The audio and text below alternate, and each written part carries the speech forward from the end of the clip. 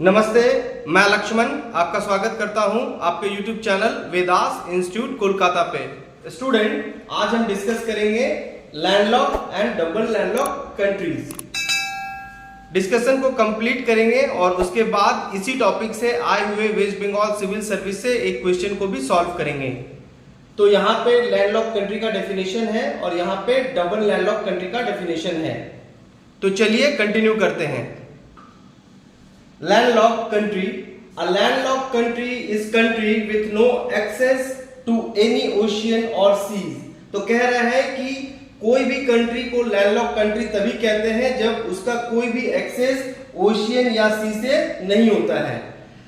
As an example, Austria is landlocked. France is not landlocked because it has access to Mediterranean and the Atlantic Ocean.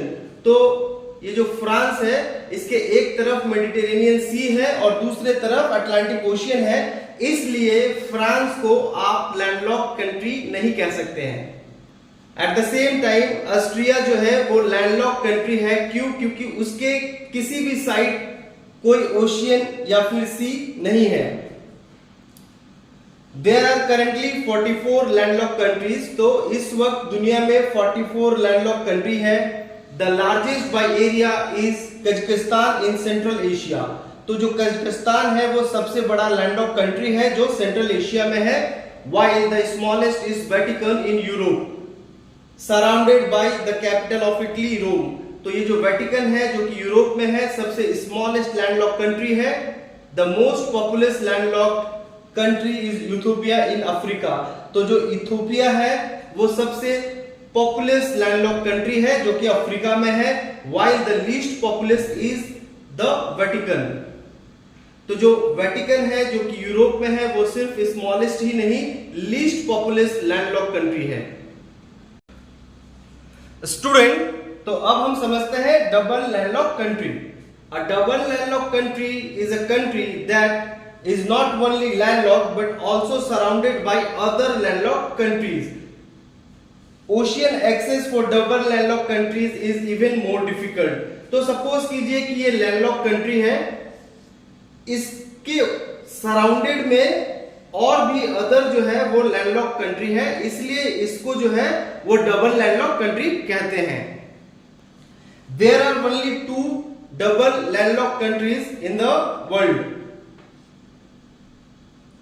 एक लिechtenstein जो कि Europe में है और अदर उज्बेकिस्तान जो कि सेंट्रल एशिया में है। स्टूडेंट, तो हमने समझा landlock country and double landlock country.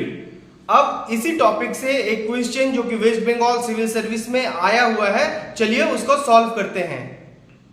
Dear student, तो आपके सामने ये जो क्वेश्चन है ये 2016 waste Bengal civil service main paper 3 से आया है और सिमिलर टॉपिक से है। तो आपका क्वेश्चन क्या कह रहा है? Which one is the landlocked state? आपके ऑप्शंस हैं, options A Gujarat, options B Andhra Pradesh, option C West Bengal, option D Bihar. तो गुजरात के तरफ अरेबियन सी है और आंध्र प्रदेश और वेस्ट बंगाल के तरफ बे ऑफ बंगाल है। तो आपका आंसर जो है वो है ऑप्शन डी बिहार। स्टूडेंट, तो हमने डिस्कशन को कंप्लीट किया, हमने एक क्वेश्चन भी सॉल्व किया। अब हम समझते हैं कि ये जो टॉपिक है landlocked and double landlocked country, ये किस एग्जाम्स के लिए सबसे ज्यादा जरूरी है। तो ये जो टॉपिक है ये ज्योग्राफी से है और आपको यूपीएससी सीएससी प्रीलिम्स जीएस 1 के लिए आपको ज्योग्राफी पढ़ना पड़ता है जो कि 200 मार्क्स का होता है। इसके अलावा यूपीएससी सीएससी मेन जीएस 1 जो कि 250 मार्क्स का होता है, इसके लिए भी आपको ज्योग्राफी पढ़ना पड़ता है। West Bengal civil service prelims के लिए ये टॉपिक इंपॉर्टेंट है। West Bengal civil service main paper 3 के लिए आपको ज्योग्राफी पढ़ना पड़ता है और ये question 2016 waste Bengal civil service main paper 3 से आया हुआ है। डियर स्टूडेंट, आई होप आपको ये वीडियो बहुत अच्छा लगा होगा, ये डिस्कशन बहुत अच्छे से समझ में आया होगा। अगर आपको ये वीडियो अच्छा लगा हो तो प्लीज लाइक कीजिएगा और ज्यादा से ज्यादा लोगों तक शेयर कीजिएगा। अगर अब तक आपने इस चैनल को सब्सक्राइब नहीं किया है तो प्लीज इस चैनल को सब्सक्राइब कीजिए। मिलते हैं नेक्स्ट वीडियो में। जय हिंद।